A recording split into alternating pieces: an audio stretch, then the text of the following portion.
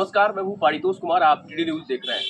विधानसभा चुनाव की सरगर्मी अब तेज होने वाली है। जैसा कि आपको पता होगा, विधानसभा का चुनाव अगले वर्ष यानी 2025 में होना संभव है और ये तय भी हो चुका है। ऐसी स्थिति में सारण ही नहीं, पूरे बिहार में जो विधानसभा के जो शंखनाद है, उसके अकॉर्डिंग उसके मद्देनजर जो प्रत्याशियों की जनसंपर्क यात्रा है अलग अलग अभियानों में, वो चीज़ें कनेक्ट होकर के लोगों से जुड़ रही हैं और ऐसी स्थिति में बहुत सारे लोग अपना एजेंडा बना रहे हैं। आज हमारे साथ सारण के एक ऐसे चेहरा जिनका नाम है कमलेश राय। इसको शायद सारण के सारे लोग जानते हैं, बिहार वासी भी लोग जानते होंगे, क्योंकि अगला जो चुनाव बीता है मेंबर ऑफ पार्लियामेंट का, उसमें राजद की तरफ से बहुत ही अच्छे तरीके से इन्होंने भूमिका अपना निभाया है। वो मैं भी देख रहा था, आप भी देख रहे थे। ऐसी स्थिति में हमारे पास जो अभी बात करने का जो मुद्दा है वो ये है कि विधानसभा चुनाव में जो सरगर्मी तेज हो रही है, उसमें अलग अलग विधानसभा के अलग अलग कैंडिडेट अपने अपने तरीके से उस चीज़ पे लगे हुए हैं और जनसंपर्क अभियान को तेज कर रहे हैं। हालांकि अगर मैं आपको बताऊं तो कमलेश जी की जो अपनी विचारधारा है वो और लोगों से कुछ अलग है, क्योंकि मैं बेसिकली और प्राइवेटली और उसको ऐसे भी कहा जा सकता है कॉन्फिडेंशियली भी मैं समझता हूँ और मैं जानता भी हूँ।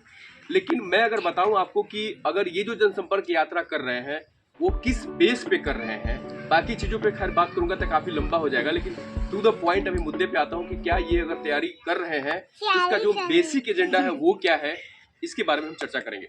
कमलेश जी, बहुत बहुत स्वागत है आपका मेरे चैनल पे और बहुत बहुत धन्यवाद कि आप मेरे साथ जुड़े अपनी बात को रखने के लिए।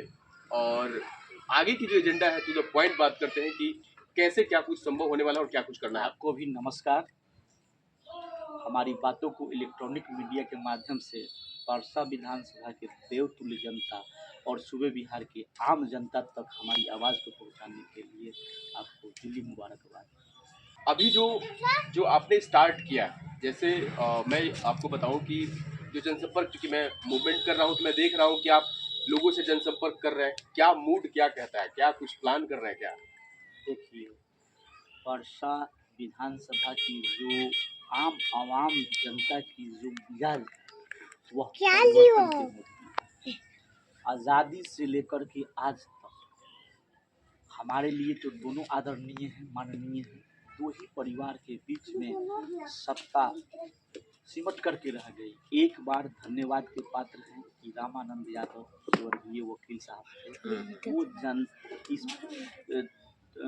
परसा विधानसभा में चुनाव जीत कर आए और जनता के मुद्दों को बखूबी से रखे। उसके बाद दरोगा बाबू जो मुख्यमंत्री की कुर्सी को भी सुशोभित किए, आदरणीय डॉक्टर चंद्रिका राय जी, माता पार्वती देवी जी और राष्ट्रीय जनता दल के अभी जो वर्तमान विधायक हम लोगों के गार्जियन आदरणीय छोटेलाल राय जी के ही बीच मैच फिक्स चलता है।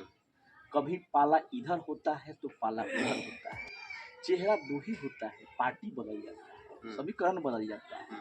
आज आप वोट दे करके इस नेता को जिताते हैं तो अगले चुनाव में उनके खिलाफ आप उनको वोट देकर हारने का प्रयास करते हैं। यह सहमात का खेल सिर्फ परसा की जनता उब चुकी है, त्राही मांग कर रही है। तो मतलब अब मूल रूप से अगर मैं ये कहूँ कि परसा विधानसभा के अकॉर्डिंग जो जनसंपर्क आप कर रहे हैं, जिस तरीके से आपकी विचारधाराएं हैं और लोगों से जो आप कहना चाहते हैं, जो अपील करना चाहते हैं, उसमें ये बात क्लियर है कि आप चुनाव लड़ेंगे। जी, हमारी जो विचारधारा है, बाबा भीमराव अम्बेडकर साहब की विचारधारा है, डॉक्टर लोहिया की विचारधारा है, पेरियार साहब की विचारधारा है। हमारी जो विचारधारा है सेकुलर विचारधारा है और हम आम आवाम जनता के हक और मान सम्मान की लड़ाई को लड़ने के लिए परसा विधानसभा का चुनाव, यदि जो जनता आशीर्वाद दिया और आदेश दिया तो अवश्य लड़ेंगे। तो कहने का मतलब एक चीज हमको बताइए कि आप राजद के एक ऐसे चेहरा हैं, पार्टी की अगर बात करें तो आप सारण में सब लोग आपको जानते हैं और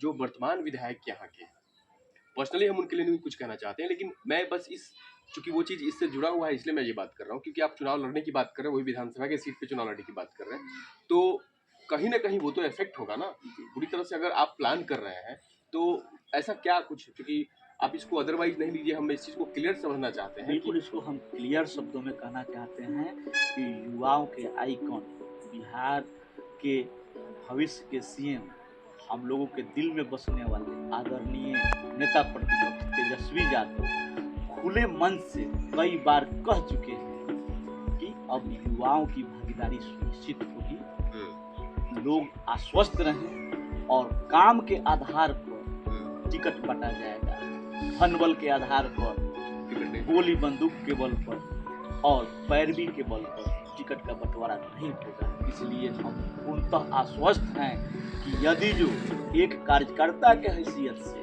काम की समीक्षा की जाए और परसा विधानसभा का सर्वे कराया जाए तो हमारे नेता आपके माध्यम से हमारी जो अपील है उस पर अमल अवश्य करेंगे। कुल मिला के चलिए एक बात तो मैं समझ में आता है कि नेता प्रतिपक्ष तेजस्वी यादव की नज़रों में आप हैं, और शायद इसलिए कि कहीं ना कहीं वो जो आपने बात कहा कि हाँ धन बल की वजह से टिकट का बंटवारा नहीं होगा, बंटवारा होगा काम के आधार पर होगा, तो मुझे लगता है ऐसा ऐसा हो भी सकता है, बिल्कुल हो सकता है। लेकिन आपको क्या लगता है, आपको ये मतलब आपको ये मजबूती से लग रहा है कि अगर आप लोगों से जनसंपर्क करेंगे, जो कुछ एजेंडा आप बना रहे हैं, जिस तरीके से लोगों से बातचीत करने की बात कर रहे हैं, उसमें आपको कितना सपोर्ट मिल सकता है, खुल के बताइए। देखिए, स्पष्ट हमारे नेता कह चुके हैं कि जहाँ जहाँ से चुनाव हारे हैं उस पर गंभीरता से विचार हो रहा है। तो पार्लियामेंट चुनाव और ये जो परसा विधानसभा से जो हमारे राजद के टिकट पर माननीय जो चुनाव जीते, जितना का वोट अंतर हुआ उससे लगभग 6000 से तो हम लोग पार्लियामेंट का चुनाव हार गए, इतना अंतर से हारे हैं। जबकि अंतर 50,000 से हम काउंटिंग में मेन टेबल पर 10,255 वोट से हम लोग पार्लियामेंट का चुनाव में हम लोग 6,000 से प्लस था, इस वोट से भी 6,000 का ज़्यादा कम था। तो उस चुनाव की अपेक्षा हम लोग यहाँ समीक्षा करें तो हम लोग 6,000 वोट से लूज ही किए हैं, इंक्रीजमेंट बढ़ोतरी नहीं हुआ। अब रह गई बात कि टिकट की, तो टिकट देने का अधिकार पार्टी के सुप्रीमो आदरणीय राष्ट्रीय अध्यक्ष लालू प्रसाद यादव, हम लोग जनता के सेवक हैं, रात दिन जनता की ही इबादत करते हैं और बाबा भोलेनाथ की सावन के पावन महीना में हम लोग दूसरी सोमवारी से बाबा हरिहर नाथ के प्रांगण में पूजा आरती करके, रुद्राभिषेक करके और उनका आशीर्वाद प्राप्त करके तदोपरांत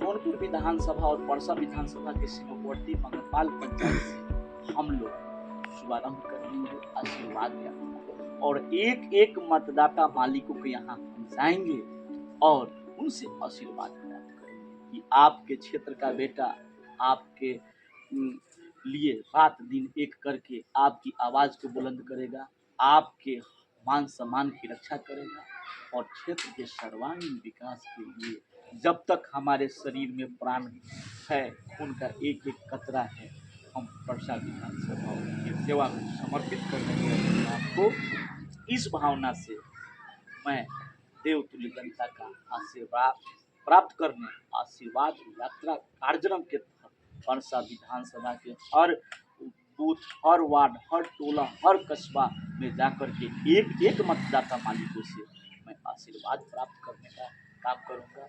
उसके बाद उनके आदेश का इंतजार रहेगा। हमारे नेता प्रतिपक्ष आदरणीय तेजस्वी यादव जी के आदेश का अक्षरशः पालन करते हुए उनका भी इंतजार रहेगा।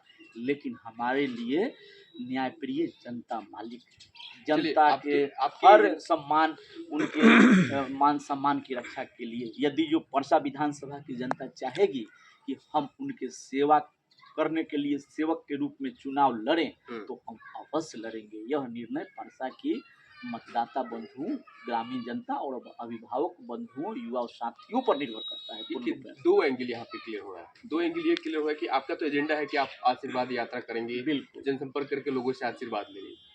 टिकट अगर आपको नहीं मिलता है, सपोज मान लीजिए अगर टिकट नहीं मिलता है, फिर आपकी एजेंडा क्या होगी? हमारे साथ जो भी हमारे अभिभावक लोग हैं, युवा साथी हैं, परसा विधानसभा के प्रत्येक 280 बूथ से 15-15 सदस्य हमसे जुड़े हुए हैं। पूरे विधानसभा में हम लोग बूथ कमेटी बनाए हुए हैं। 15 सदस्यीय युवाओं का वहाँ कमेटी सर्वे करेगी कि क्या करना है, नहीं करना है। लेकिन जो भी निर्णय लेंगे हम लोग परसा की जनता के हित में ही निर्णय लेंगे। हमारा अपना कोई निर्णय नहीं होगा। बहुत बहुत धन्यवाद आपका जुड़ने के लिए मेरे साथ। जैसा कि आपने देखा, ये कमलेश जी थे और राजद के बहुत ही चर्चित चेहरे हैं। सारण के लिए काफ़ी इन्होंने काम किया है, लोगों से जुड़ते हैं, लोगों से मिलते हैं और पूरी तरह से अगर देखा जाए तो एक राजनीतिक परिप्रेक्ष्य में उसके दृष्टिकोण से अगर बात करें, राजनीति के दृष्टिकोण से अगर बात करें तो कहीं ना कहीं ये लोगों में लोकप्रिय हैं। और लोकप्रियता का कारण क्या होता है वो आप भी जानते हैं। दो ही पॉइंट्स होता है, पहला कि आप उनके दुख सुख में साथ खड़े होते हैं और दूसरा कि वो सच में एक जन नेता के रूप में उभर रहे होते हैं। यही कारण होता है कि आप उनके साथ जुड़े होते हैं। अब देखना ये होगा कि हालांकि दोनों पॉइंट्स मैंने आपको क्लियर बता दिया कि चुनाव लड़ने और एजेंडा का जो भी मुद्दा है, जो भी पॉइंट्स है, उस पर मैंने बात किया। कमलेश जी का टिकट मिलता है या नहीं मिलता है वो अलग बात है, लेकिन इन्होंने जो बात कहा कि जिस तरीके से लोगों का आदेश होगा, यानी युवा दोस्तों का, माताओं बहनों का जिस तरह का आदेश होगा, जो लोग चाहते होंगे उस तरीके से उनके आदेश के ये इंतजार में है। और खैर आशीर्वाद के लिए तो ये निकल ही चुके हैं। तमाम अपडेट्स हम आपको बताते रहेंगे। देखते रहे टीडी न्यूज। नमस्कार, मैं हूं पारितोष कुमार। न कोई शोर, न आगे बढ़ने की होर, मौलिकता के साथ सिर्फ सच्ची और बड़ी खबर टीडी न्यूज पर। तो देखते रहें और सब्सक्राइब जरूर करें टीडी न्यूज बिहार। नमस्कार।